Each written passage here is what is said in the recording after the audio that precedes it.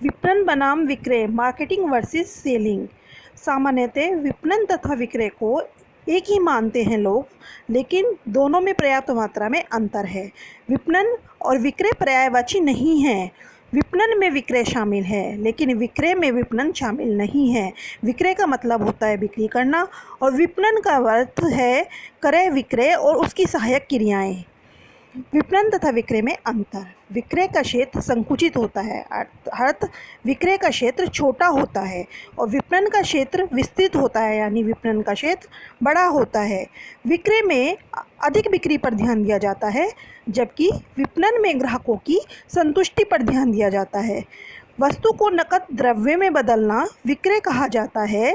विपणन के अंतर्गत ग्राहकों को वस्तु तथा मूल्य संतुष्टि देना जरूरी है।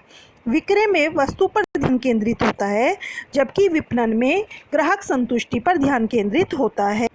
विपणन का स्वभाव एवं क्षेत्र, nature and scope of marketing. विपणन का स्वभाव एवं क्षेत्र निम्नलिखित है। नंबर 1, उपभोक्ता अनुसंधान, कंज्यूमर रिसर्च। विपणन जो है उपभोक्ता पर बल देता है कि उपभोक्ता की रुचि कैसी है, उसका स्वभाव कैसा है, उसकी आदत कैसी है, उसकी क्रय करने की क्षमता कैसी है, क्योंकि उपभोक्ता को बाजार का राजा माना जाता है और उसको ही देख के उत्पादन किया जाता है। नंबर 2, वस्तु नीतियों एवं मूल्य नीतियों का निर्धारण, determination of product and price policy. वस्तु किस प्रकार की होगी, किस रूप की होगी, किस रंग की होगी, किस आकार की होगी, ब्रांड क्या होगा, लेबल कैसा होगा और उसका मूल्य कैसा होगा। मूल्य जैसे पार्ले जी का बिस्किट 5 रुपये का पैकेट, 10 रुपये का पैकेट और 20 रुपये का पैकेट आता है, तो इसलिए मूल्य में डिफ्रेंशिएशन किया जाता है। वितरण माध्यम का निर्धारण, डिटर्मिनेशन ऑफ डिस्ट्रीब्यूशन चैनल। अब वस्तु तो बन गई, वस्तु उपभोक्ता तक कैसे पहुंचेगी, किस माध्यम से पहुंचेगी। थोक विक्रेता पे जाएगी, फुटकर विक्रेता पे जाएगी, एकमात्र विक्रेता पर जाएगी, कैसे जाएगी, इस माध्यम का निर्धारण इसमें किया जाता है। संवर्धन संबंधी निर्णय, विक्रय के बाद वस्तु की बिक्री को और बढ़ाने का निर्णय इसके अंतर्गत लिया जाता है। जैसे हीरो होंडा बिकती है, पहले से बिकती है, हीरो होंडा की बिक्री को और कैसे बढ़ाया जाए, एडवर्टाइजमेंट किया जाए, ये सब निर्णय क्या हैं, संवर्धन के निर्णय हैं। विक्रय के बाद सेवाएं, आफ्टर सेल सर्विसेज। बिक्री के बाद सेवाएं देते हैं कई लोग। बिक्री के बाद सेवाएं, जैसे आप लोग टीवी लेके आते हैं और टीवी की या तो गारंटी ली जाती है या वारंटी। गारंटी में वस्तु को रिप्लेस किया जाता है, वारंटी में उसका पार्ट सही किया जाता है। तो 1 साल की भी वारंटी हो सकती है और 2 साल की भी। विपणन की भूमिका या महत्व, रोल और इम्पोर्टेंस ऑफ मार्केटिंग। अब विपणन का क्या महत्व है? विपणन का महत्व विभिन्न वर्गों में विभक्त किया गया है। नंबर 1, समाज के लिए विपणन का महत्व। नंबर 2, निर्माता के लिए विपणन का महत्व। नंबर 3, उपभोक्ता के लिए विपणन का महत्व। नंबर 4, अर्थव्यवस्था के लिए विपणन का महत्व। तो नंबर 1 आते हैं समाज के लिए विपणन का महत्व।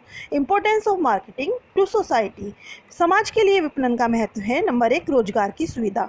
कितने लोगों को विपणन के क्षेत्र में रोजगार दिया हुआ है, कितने लोग मार्केटिंग करते हैं, तो रोजगार की सुविधा विपणन में दी है। नंबर 2, रहन सहन का स्तर प्रदान करना। हम देखते हैं आजकल लोग MBA का कोर्स करने के बाद मार्केटिंग में आते हैं, तो उनका रहन सहन का स्तर खुद ही ऊंचा होता है। नंबर 3, अर्थव्यवस्था को मंदीकाल से बचाना, save the economy from depression. जब बिक्री करेंगे, माल अधिक विक्रय होगा, तो अर्थव्यवस्था अपने आप ही मंदीकाल से बच जाएगी। जितना अधिक विक्रय होगा उतना ही देश को प्रॉफिट होगा। राष्ट्रीय आय में वृद्धि, जब विक्रेता को लाभ प्राप्त होगा तो राष्ट्रीय आय में वृद्धि होगी, वो टैक्स इतना ज़्यादा जमा करेगा। वितरण लागतों में कमी, रिडक्शन इन डिस्ट्रीब्यूशन कॉस्ट। वितरण की लागतों में कमी करना विपणन का मुख्य उद्देश्य रहता है। विपणन लागत को कैसे कम किया जाए। नंबर 2, निर्माताओं के लिए विपणन का महत्व। Importance of marketing to the manufacturers. निर्माताओं के लिए विपणन का निम्नलिखित महत्व है।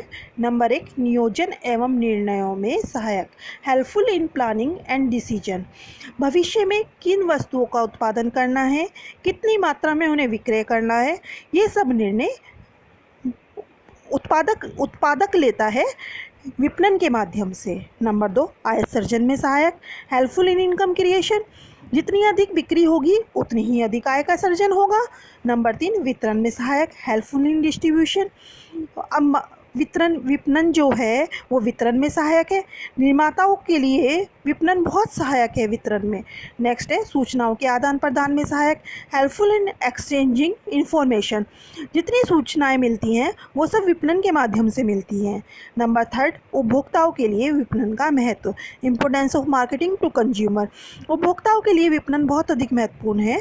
उपभोक्ता को विपणन के माध्यम से वस्तु के विषय में पता चलता है और वे वस्तु क्रय करने के लिए आकर्षित होता है।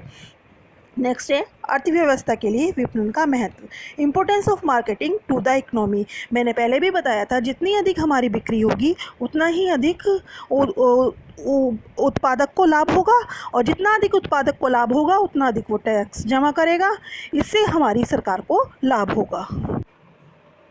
विपणन के कार्य, फंक्शंस, मार्केटिंग फंक्शंस। विपणन के कार्य निम्नलिखित हैं। नंबर 1, वस्तु नियोजन एवं विकास, प्रोडक्ट प्लानिंग एंड डेवलपमेंट। वस्तु कैसी होगी, किस रूप की होगी, किस आकार की होगी और उसका विकास कैसे होगा, इसका निर्णय विपणन में लिया जाता है।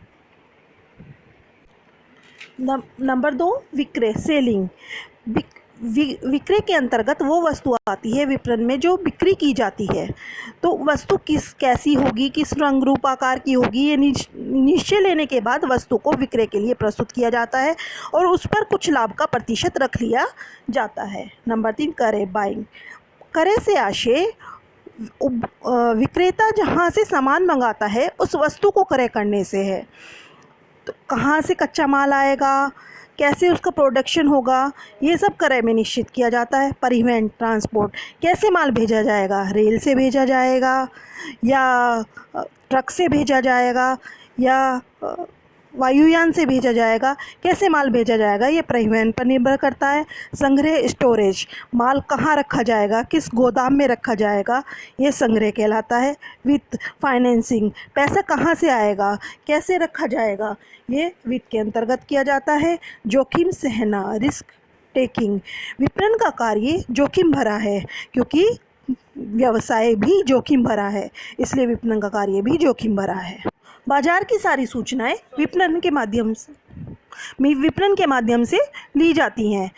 बाजार में क्या भाव है, कौन सी वस्तु तेजी में है, कौन सी मंदी में है, ये सब निर्णय विपणन में लिया जाता है।